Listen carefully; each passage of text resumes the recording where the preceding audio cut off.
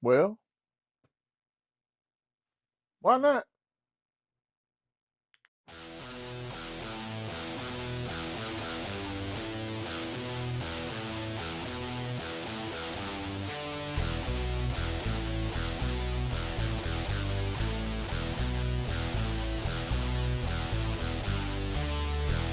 Survive if I let you.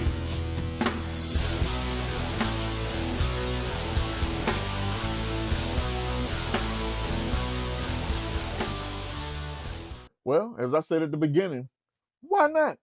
Give it a shot. See what happens. And that's what Joey Aguilar is doing right now. He has added his name to the lawsuit against JUCO eligibility rules. Now, when I think of that, I think of there must be traction with that lawsuit that made him decide to take a chance at it, to drop his name in the hat.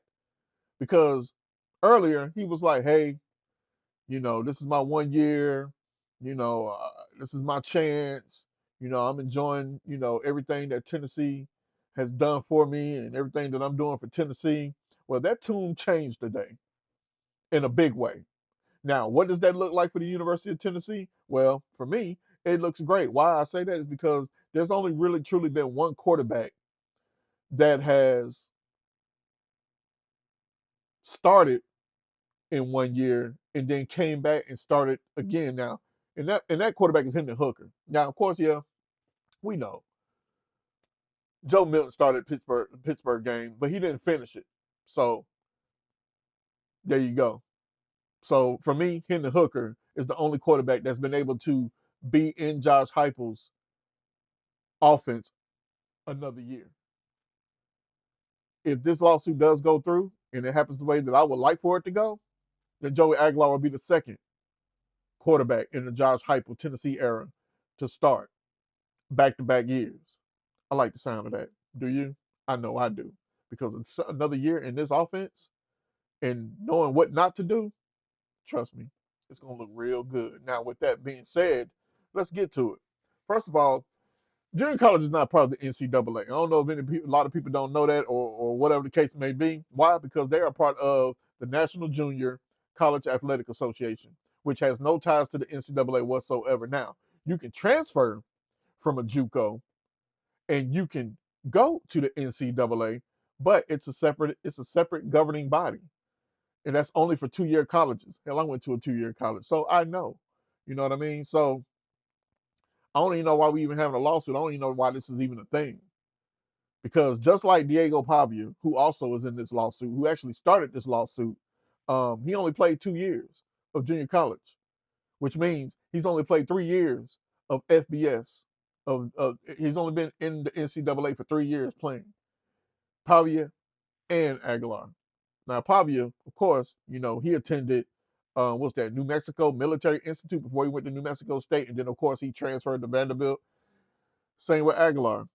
He played 2 seasons at Diablo Valley, and then he went to Appalachian State, and then he came to Tennessee. But he's only played 3 seasons. He has one more season. He has one more eligibility if it pans out the way it needs to pan out. Now, what does that look like for us? Well, it's going to look like this. Somebody's transferring in the quarterback room. Now, my thing is this: Faison Brandon will be in the fold. George McIntyre will be in the fold. But that Jake Merklinger guy, I don't know. I think he's out of there. I think he's gone. And if this goes the way it goes, he's truly going to be out of there. Now, I have been hearing rumblings that he's leaving anyway, that he's going to transfer and he's going to go to another school, regardless of how this turns out. Hey, if he does, hey, good luck in your future endeavors. We appreciate you while you was here at the University of Tennessee. But this is big news. This is real big news, because I truly believe there is traction in there, and I truly believe that that both of those guys are going to get another year.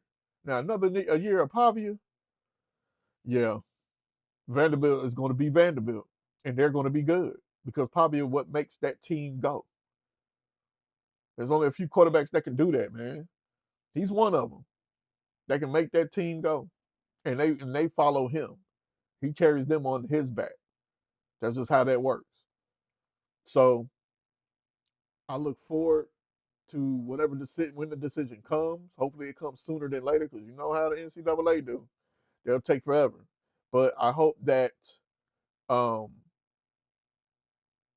hope this works out for Aguilar, because I truly believe he wants to come back to Tennessee.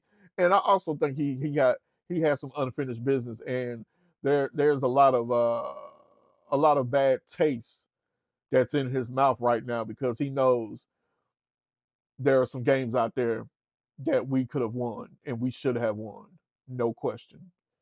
And I think that's what's really driving this for him. And also, like I stated before, like I stated earlier, there is traction. There is traction. I truly believe it, because if it wasn't no traction, I don't think he would be throwing his hat into that lawsuit. But anyway, you know who I am. This your boy Blackout Jones. And before I even get to, my saying that I like to say, please subscribe, continue to support, comment. How do y'all feel about this? What is your excitement level on this situation?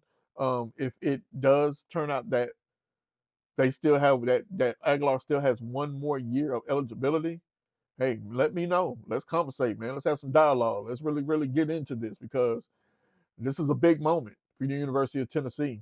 Big moment. This is nothing to really, you know, this is not something to really just turn your head away from.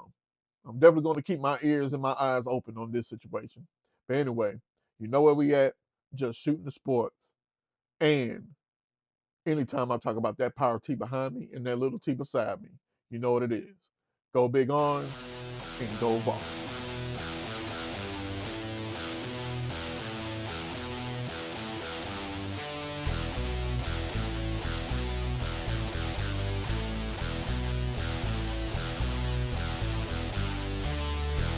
Survive if I let you.